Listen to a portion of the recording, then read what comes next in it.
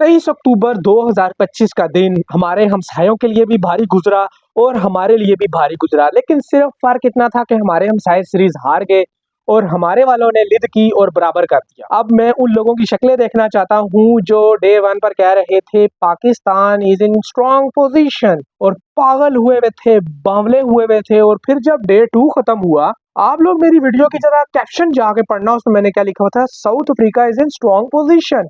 उस टाइम पे मैंने ये बात बोल दी थी और उस वीडियो के अंदर मैंने ये बात बोल दी थी। देखो अब तुम लोग मुझे काली जुबान वाला मत बोलना, ठीक है? मैं तुम लोगों को बता रहा हूँ, मुझे काली जुबान वाला मत बोलना। मैंने उस टाइम कहा था कि अगर साउथ अफ्रीका को यहाँ पर लीड मिल गई, पाकिस्तानी टीम ये मैच हार जाएगी, इनके हाथ पैर फूल जाते हैं दूसरी इनिंग्स के अंदर। और वही हुआ, 70 रन की लीड थी, कोई 270 रन की लीड नहीं थी जो इनके हाथ पैर फूल गए और ये अधमुए होके सारे चले गए। आज के दिन 94 में 4 आउट थे।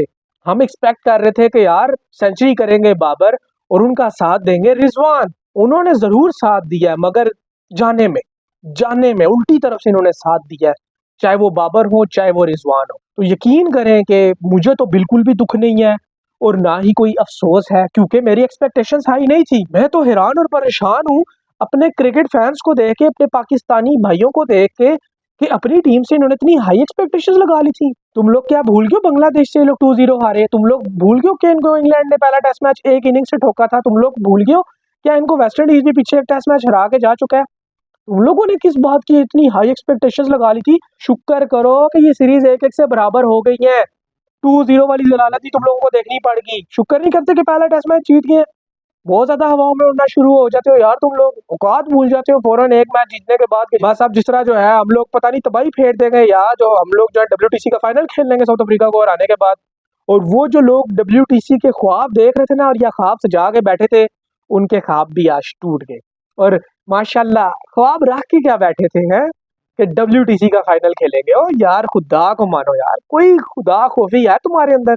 अभी ये बांग्लादेश भी खेलने जाएंगे, उनसे अपने होम ग्राउंड में सीरीज आ रहे हैं तो उनके होम ग्राउंड में जाके जीतेंगे ये टेस्ट सीरीज। कोई अक्ल है तुम लोगों के अंदर? वो बनाएंगे स्पिनिंग ट्रैक हो भाई, ये तो स्पिनर खेल ही नहीं सकते हमारे वाले। ना ये पेसर्स खेल सकते हैं ना ये स्पिनर्स खेल सकते हैं, ये जस्ट एवरेज प्लेयर्स हैं। इनसे आप लोगों ने जो है एक्सपेक्टेशंस लगाई हुई हैं। और सबसे बड़ी चीज, ये लोग जान के आते हैं, हमारी टीम वाले जान के आते हैं। इतनी तो बात का मुझे 110% अंदाजा है। तुम लोग चाहे मेरी बात से एग्री करो या ना करो, उसकी वजह यह है कि इनकी आपस में ग्रुपिंग चलती रहती है। ये एक दूसरे के साथ ही मुखलिस नहीं है तो ये मुल्क के साथ क्या मुखलिस होंगे? ये अपनी ज़ात के साथ मुखलिस नहीं है तो मुल्क के साथ क्या मुखलिस होंगे?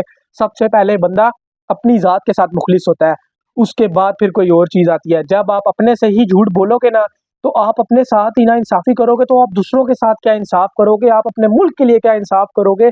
अव्वल बात तो ये है। तो ये जो हालात थे ना हमारी टीम के टेस्ट मैच में, ये मुझे पहले से ही पता था कि इनके साथ यही होना है। और दुख इस बात का मुझे इस मैच में सिर्फ ये है कि इन्होंने टेलेंडर्स से मार खाई है। किसी बल्लेबाज से खा ली होती, ब्रेविस से खा ली होती, एडन मार्करम से खा ली होती, जिस तरह दूसरी इनिंग के अंदर इन्होंने खाई है स्टार्ट में, तो मुझे दुख ना होता इतना। लेकिन रबाडा से मार खाना और मुथुस्वामी से मार खाना मेरी समझ से बाहर है, वो चीज़ मुझे हजम नहीं हो रही। बाकी हार तो गए हैं, वो तो अब जाहिर बात है, रो हंसो पीटो, उस चीज़ को एक्सेप्ट तो करना है और वो करना पड़ेगा।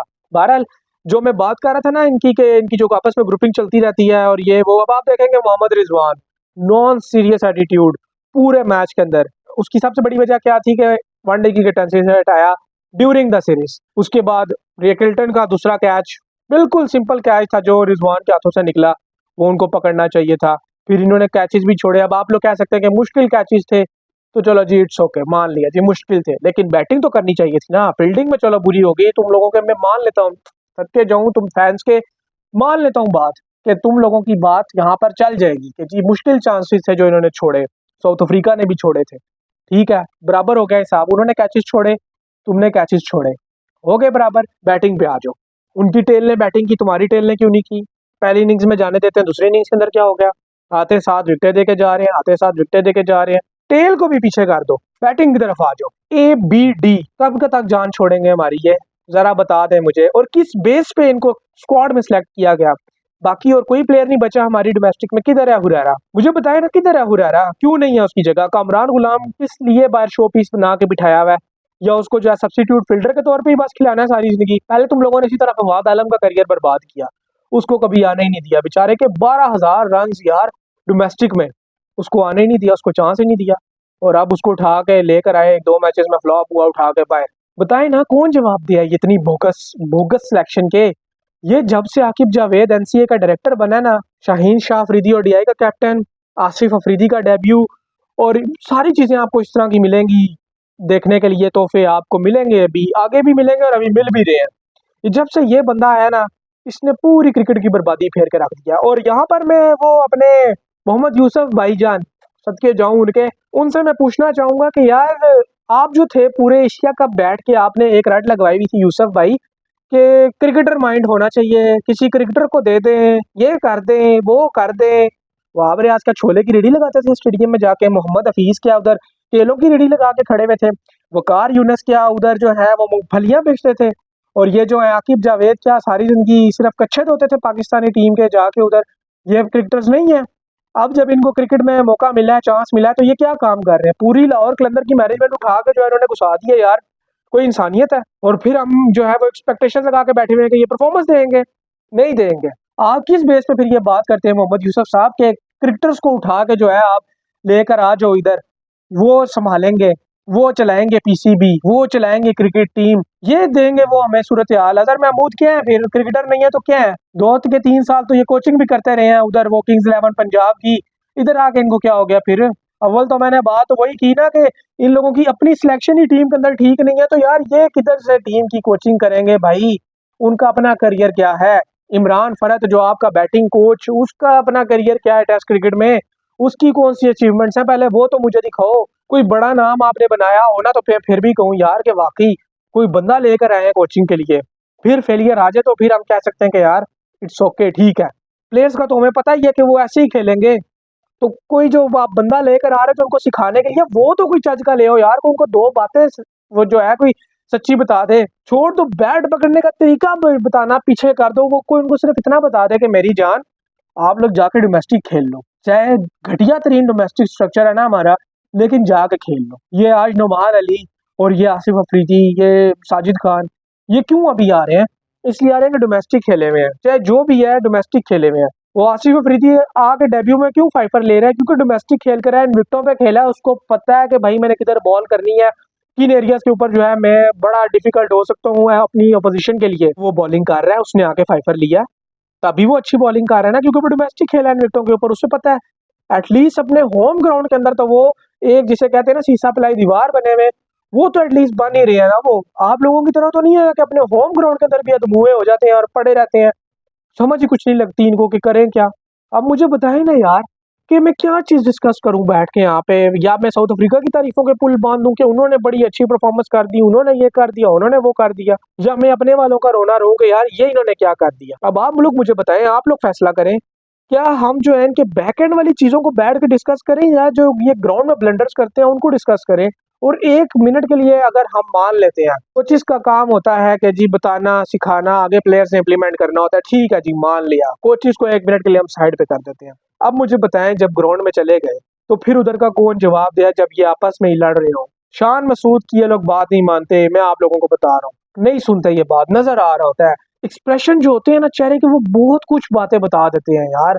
आप शान मसूद को देखे, बेचारा बिलक रहा होता है, कह रहा होता है यार मुझे बता दो लगी है नहीं लगी। रिजवान से पूछता है, रिजवान यूं हाथ रख के साइडों पे इधर उधर देखना शुरू कर देता है, बताते ही कुछ नहीं है उसे। वो शाहीन को बुला रहा होता है, अवर करा, वो कहता है जी मैं बाद में आऊंगा, मैं ये करूंगा वो करूंगा, या तो वो खुद आके अवर लेना शुरू हो जाता है कि भाई दो मैं कराऊं। अजीब तमाशा चल रहा है यार, ये कोई गली मोहल्ले का मैच हो रहा है। शान मसूद इवन के खुद आके जी पोस्ट मैच कॉन्फ्रेंस में कह रहे हैं शाहीन शाह अफरीदी मेरे पास है, उन्होंने मेरे से बॉल ली, उन्होंने कहा जी मैं बॉलिंग करवाता हूँ, मैं मैच बदलता हूँ। वो तो चलो जी एक मैच जीत गए तो फिर वाह वाह होगी, अगर वहां पर शाहीन साहब दूसरे मैच वाली बॉलिंग कर देते ना, तो वो पहला मैच भी आपके हाथों से गया था। और शाहीन शाह अफरीदी, इसके बारे में तो हम सारों को पता है कि भाई इसको जब मार पड़ना शुरू होती है उसके बाद ये फिर जोर ही लगाता है, लाइन लेंथ भूल जाता है। तो ये तो इनके हालात है, ये कहाँ से आपको टेस्ट मैचेस जितवाएंगे या टेस्ट सीरीज जितवाएंगे। और हमारी कौम, इनके क्या ही कहने हैं, जो एक जीत के बाद ख्वाब लगा कर बैठ जाते हैं कि जी हम जो हैं वो जीतेंगे WTC का फाइनल। तो होते का सर जीतोगे यार, तुम लोग मैचेस जीत जाओ, यही बहुत बड़ी बात है। WTC को तो छोड़ ही दो पीछे, अभी तो तुम्हें वेस्ट इंडीज भी मारेगा जब उधर जाओगे, फिर बांग्लादेश भी तुम्हें मारेगा, फिर जब न्यूजीलैंड इधर आएगा वो भी तुम्हें जो है सीरीज यहाँ पर मार के जाएगा या बराबर करके जाएगा। उसके बाद तुम लोगों ने इंग्लैंड जाना है, वो तुम्हारा इतना मुश्किल दौर है, सोचना भी मत उधर, भूल जाओ। क्योंकि जब तक तुम लोग मेरिट पे सिलेक्शन नहीं ना करोगे और वही लड़के जो डिजर्व करते हैं उनको टीम में नहीं ना लेकर आओगे, कोई फायदा नहीं है। मेरे जैसा कोई बंदा होता ना, मेरे जैसा बंदा जो अभी बैठा होता मैनेजमेंट के अंदर या किसी बड़ी पोस्ट पे पीसीबी में, यकीन करो कि मैं सफाया करता पूरी टेस्ट टीम का। सबसे पहले तो मैं ये Imamul Haq, don Bradman 4 सेंचुरियां county में करके आ रहे हैं और इधर सिर्फ 93। उसके बाद आप अगली तीनों इनिंग्स देख ले, पहले टेस्ट मैच की दूसरी, फिर इस टेस्ट मैच की पहली दूसरी इनिंग्स, क्या परफॉर्मेंस है। मैं तो पहले कहता रहूंगा ना उसके बारे में कि भाई देख लेना, 93 हो गया, अगले मैचेस के लिए काफी है।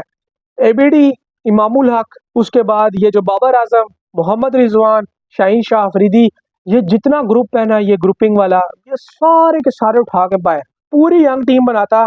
शान मसूद कैप्टन ही रहते, उनके साथ सऊद शकील, नीचे सलमान अली आगा, कामरान गुलाम, मेरी टीम के अंदर ये बंदे होते और हुरैरा, ये सारे के सारे मैं नए बंदे लेकर आता। और मुझे किसी से भी कोई मसला नहीं है यार, मैं रिस्पेक्ट करता हूँ आसिफ अफरीदी की भी, नुमान अली की भी, उनके साथ ज्यादती हुई है, मैं उनका मजाक नहीं उड़ाता। मुझे जो इख्तलाफ है ना वो इस चीज़ से है कि भाई अब आप उनको क्यों लेकर आ रहे हो। एक तो आप उनका भी मजाक बनवा रहे हो पूरी दुनिया के अंदर, और हमारी क्रिकेट का भी मजाक बन रहा है। उन प्लेयर्स का तो बन ही रहा है, हमारी क्रिकेट का भी मजाक बन रहा है। मुझे सिर्फ इख्तलाफ इस चीज़ से है कि भाई अब इस एज में उनका डेब्यू कराने का मकसद क्या है, क्या फ़ायदा है। मुझे फ़ायदा बस बता दो, मैं उनको क्रिटिसाइज दोबारा नहीं करूंगा। यकीन करो कि मैं उनकी हालत देखता हूँ मुझे दुख और अफसोस होता है, और कुछ भी नहीं है। बाकी मुझे किसी प्लेयर से कोई दुश्मनी नहीं है। उन्होंने ही जो है ना, उन्हीं की मरहून मिन्नत हम ये मैचेस जो जीतते रहे हैं, वो उन्हीं की मरहून मिन्नत है स्पिनर्स की। और आसिफ अफरीदी ने भी कोई बुरी बॉलिंग नहीं की, अच्छी बॉलिंग की है। तो लिहाजा मैं उनको उनकी परफॉर्मेंस की बेस पे कभी भी नहीं क्रिटिसाइज करूंगा। मैं सिर्फ इस चीज़ पे करूंगा कि यार, और फिर भी मैं प्लेयर्स को नहीं करता, मैं उनको लाने वालों पे क्रिटिसाइज करूँ कि भाई इस उम्र में क्यों आप फिर फैसल अकरम का हक मार रहे हो, बिरार का हक मार रहे हो, जो यंगस्टर्स हैं, जो आपका फ्यूचर है, उनका हक मार रहे हो। फिर आप इतने बूढ़े प्लेयर्स को लाकर जिनको आपने फ्यूचर में नहीं खिलाना, फिर सिर्फ एक एक दो दो सीरीज के लिए तो ना लाओ यार, ना उनका तमाशा बनाओ ना क्रिकेट का तमाशा बनाओ। बहरहाल जो इन लोगों ने कारस्तानियां दिखाई हैं, उसके बाद तो अगर आप लोग अभी भी उम्मीद लगा के बैठे हुए हैं कि यार ये जो है हमें कोई परफॉर्मेंस दे देंगे या जो है कोई हमें आसमानों पे ले जाएंगे, तो भाई भूल जाओ, तुम्हारी बहुत बड़ी भूल है। तो इसलिए इनसे कोई भी एक्सपेक्टेशंस मत रखना। टेस्ट सीरीज तो होगी आगे, T20 और वनडे में भी मत रखना, उसमें भी दोएंगे। तुम लोगों को बता रहा हूँ, कोई सरदर्दी ना पाल लेना अपने लिए, या कोई एक खुशफहमियां ना लगा लेना कि हम उनसे भी जीत जाएंगे जाके। सोचना भी मत, बिल्कुल भी मत सोचना ऐसा। चले जी, अब हम बात करते हैं इंडिया वर्सेस ऑस्ट्रेलिया। ऑस्ट्रेलिया ने बना दिया है दुम्बा सही करके, और जबरदस्त तरीके से टीम इंडिया को मैच ठोका है। अगर हम ओवरऑल समरी की बात करें, तो मेरी जान विराट कोहली जान आज फिर डक पे चले गए। दुख और अफसोस कि इतना बड़ा प्लेयर डक पे चला गया। लेकिन यहाँ पर मैं एक चीज ऐड कर दूं, जो उस बंदे ने टीम इंडिया के लिए किया है, वो चाहे आगे 200 दफा भी जीरो पर आउट हो जाए ना, कोई फर्क नहीं पड़ता, जाने दो भाई, उसको तो मैं कभी भी क्रिटिसिज्म नहीं करूंगा, इट्स ओके। अब हम बात करते हैं जी अपने रोहित शर्मा दी हिटमैन की, जिन्होंने 73 रन किए 97 बॉलें खेलकर। यहाँ से मैच आ रहे हैं आप लोग, आप कह सकते हैं, एक आर्ग्यू दे सकते हैं कि भाई वो इनिंग्स ना खेलता तो क्या पता कि 264 तक भी टीम इंडिया ना जाती। It's okay, I agree with that. लेकिन देखो ना यार, बहुत ज्यादा डिफरेंस है, बहुत ज्यादा डिफरेंस है, जिसकी वजह से इंडिया ये मैच हारा है। देखो ऑस्ट्रेलिया के भी 8 आउट हो गए थे, लेकिन डिफरेंस कहाँ से आया कि आप लोगों के जो टॉप स्कोरर्स हैं, श्रेयस अय्यर 61 77 बॉलों पे, बॉल ज्यादा है, ऑस्ट्रेलिया वालों के ये गैप कम है। अब आपके अक्षर पटेल ने 44 किए 41 बॉलों पे, देखे ना, गैप कम है यहाँ पर भी। फिर एडम जम्पा ने ऑस्ट्रेलिया की तरफ से 4 खिलाड़ियों को आउट किया और वो प्लेयर ऑफ द मैच बने। और फिर जावियर बार्टलेट, भाई 3 विकेटें 10 ओवर 39 रन, भाई तबाही बॉलिंग किया इसने, आके कोहली को भी आउट किया। पहली 2 विकेटें जो इसने ली हैं तबाही ली हैं। उसके बाद मिचेल स्टार्क को आज फैंटी भी चढ़ी, लेकिन उन्होंने बॉलिंग भी अच्छी की, 62 स्कोर, 2 खिलाड़ियों को उन्होंने आउट किया। अब आप देखें, मैं आपको बताता हूँ कहाँ से डिफरेंस है। उनकी रोहित शर्मा के थे 77 97 बॉलों पे, यहाँ पर मैट शॉट ने 74 किए 78 बॉलों पे। डिफरेंस समझ आएगा इंडिया कहाँ पर आ रहा है, सुनते जाओ आगे। उसके बाद जिनके कोपर कोनोले थे, भाई क्या जबरदस्त भारी किया इस बंदे ने, और ये एक सॉलिड बल्लेबाज मुझे टीम ऑस्ट्रेलिया में दिखाई दे रहा है, और ये इनका फ्यूचर बल्लेबाज लग रहा है मुझे। इसने किए हैं 61 स्कोर 53 बॉलों पे, अब श्रेयस ने 61 किए 77 बॉलों पे।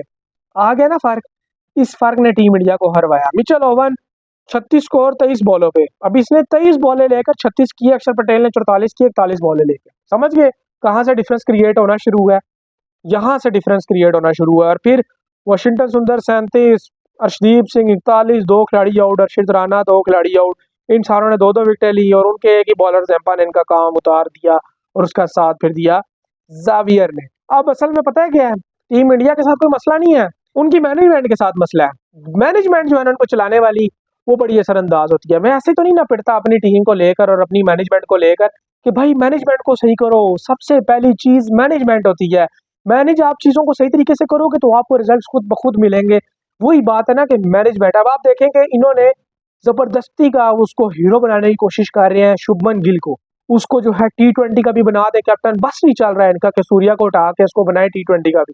टेस्ट का इन्होंने उसको पक्का कर दिया है, वनडे का भी इन्होंने ज़बरदस्ती उसको बना दिया, लेकिन अभी ज़रूरत नहीं थी। रोहित शर्मा जो इतनी स्ट्रगल कर रहे हैं कि भाई 27 के वर्ल्ड कप तक मुझे कंटिन्यू करवा दो, अगले ने अपना वजन कम कर लिया। भाई मोटिवेशन देख रहे हो लड़के की इस उम्र में, अगले ने अपना वजन कम कर लिया, अपनी फिटनेस के ऊपर काम किया कि भाई मुझे कंटिन्यू करवाओ 2027 के वर्ल्ड कप तक, मैं जितवाना चाहता हूँ टीम इंडिया को, मुझे खेलने दो, तंग मत करो। अगले ने इतना जोर लगाया, लेकिन उसको एंड में देखने को क्या मिल रहा है कि शुभमन गिल को कैप्टन बना दिया गया। इस पूरे मैच के अंदर अगर आप देखें ना तो आपको रोहित शर्मा नजर आएंगे कैप्टनसी करते हुए और पीछे से केएल राहुल आपको फील्डिंग स्टार्ट करते हुए नजर आएंगे। शुभमन गिल तो बेचारे आए बाएं शाएं लगे हुए हैं, इसको इशारे कर रहे हैं, उसको इशारे कर रहे हैं, उसको पता ही नहीं है करना क्या है। सारा काम तो रोहित शर्मा कर रहे थे। लेकिन वही बात है ना कि इंडिया पाकिस्तान है ना, भाई भाई है, जिस तरह यहाँ पर सियासत काम कर जाती है इस तरह वहां पे भी करती है। और फिर आपको पता है कि गौतम गंभीर का जिस पार्टी से ताल्लुक है ना, वो वैसे ही पूरे इंडियंस को जो है उन्होंने अंधा किया हुआ है अपनी प्यार मोहब्बत में और अपनी चिकनी चुपड़ी बातों में और ख्याली पुलाव में उन्होंने रखा हुआ है। तो इसलिए फिर वो जो है ना समझ नहीं पा रहे कि उनकी टीम के साथ कर क्या रहा गौतम गंभीर, उनकी टीम का बेड़ा गर्क कर रहा है। तो इसलिए कोई फायदा नहीं है इनके ऊपर इतनी बात करने का, क्योंकि गौतम गंभीर इनका बेड़ा गर्क कर देगा आगे आने वाले दिनों में अगर इन्होंने उसको ना हटाया तो। क्योंकि टीम इंडिया के साथ मसला कोई नहीं है, टीम इंडिया ठीक चल रही है, लेकिन बस बात वही है ना कि मैनेजमेंट नहीं ठीक, प्लेयर्स को जो है वो सही तरीके से मैनेज नहीं किया जा रहा। अभी इनके जसप्रीत बुमराह नहीं थे, वो मुझे नहीं पता क्या हुआ उनको, शायद हो सकता है इंजरी का शिकार हो। हार्दिक पांड्या तो वैसे ही पता है कि इंजरी का शिकार है, एशिया कप से वो बाहर हो गए थे। तो इनके सिर्फ 2 मेन बंदे नहीं थे, एक बुमराह और एक वो आप कह लें उसको हार्दिक पांड्या। बाकी तो यार इनकी टीम सारी की सारी थी और ऑस्ट्रेलिया की टीम सारी की सारी नई टीम है, इनकी बी टीम थी, उससे इंडिया आ रहा है। ज्यादा चीज जो दुख रही है ना इंडियंस को वो ये दुख रही है कि हम उनकी बी टीम से हार गए। तो खैर है यार, हो जाता है, आप लोगों की टीम इतना अच्छा करती है या खैर है कोई नहीं यार, सीरीज आ रहे हैं, कौन सा वर्ल्ड कप हार गए, होता रहता है, चलता रहता है। मैं तो वही बात करता हूँ कि तुम लोगों ने असल में ना बहुत ज्यादा एक्सपेक्टेशंस लगा ली हैं और तुम लोग समझते हो कि शायद जो हमारी टीम है वो एलियन 11 है, प्लेइंग 11 नहीं है। तो यार वो एलियंस नहीं है, वो भी मिस्टेक्स कर सकते हैं, इंसान है और उन्होंने कर दी मिस्टेक्स। बहरहाल बाकी जो अगर आप सिलेक्शन पे बात करें टीम इंडिया की तो आप ज़रूर सवालात बहुत सारे उठा सकते हैं, लेकिन किस पे उठाएंगे? गौतम गंभीर पे, जिनका पावर इस वक्त मजबूत है, जिन्होंने शमी का करियर खा गए, जो कोहली का करियर खा गए, जो रोहित शर्मा का करियर खा गए, और प्लेयर्स भी मुझे अभी जिनके नाम नहीं याद आ रहे उनका करियर खा गए गौतम गंभीर। तो अब आप और क्या चाहते हैं? वही बात है कि टीम इंडिया के ऊपर क्रिटिसिज्म उनकी परफॉर्मेंस के लिहाज से नहीं बनेगा, उनकी मैनेजमेंट के लिहाज से बनेगा कि भाई उनकी चीज़ें जो है ना वो सही तरीके से मैनेज नहीं की जा रही। और दूसरा, मुझे लगता है कि टीम इंडिया बहुत ज़्यादा रिलैक्स है, वो शायद अपनी रिसेंट परफॉर्मेंसेस को लेके ना बहुत ज़्यादा हल्का ले रहे हैं अपोजिशंस को, आने वाली अपोजिशंस को, कि भाई हलवा है, हम लोग कर लेंगे। लेकिन भाई जब आप ऑस्ट्रेलिया, साउथ अफ्रीका और न्यूजीलैंड इन 3 टीमों के खिलाफ खेल रहे होते हैं ना, तो तब आप कभी भी इजी नहीं हो सकते और चौथी आप इंग्लैंड शामिल कर लें तो टीम इंडिया को ये सोचना होगा कि इन 4 टीमों के खिलाफ आप कभी भी इजी नहीं हो सकते। हाँ, हम मानते हैं कि आप उनकी लेवल की टीम बन चुके हैं, लेकिन आप उनको कभी भी इजी नहीं ले सकते। ये आपको फिर जो है ना खमियाजा भुगतना पड़ेगा 2-0 की सूरत में।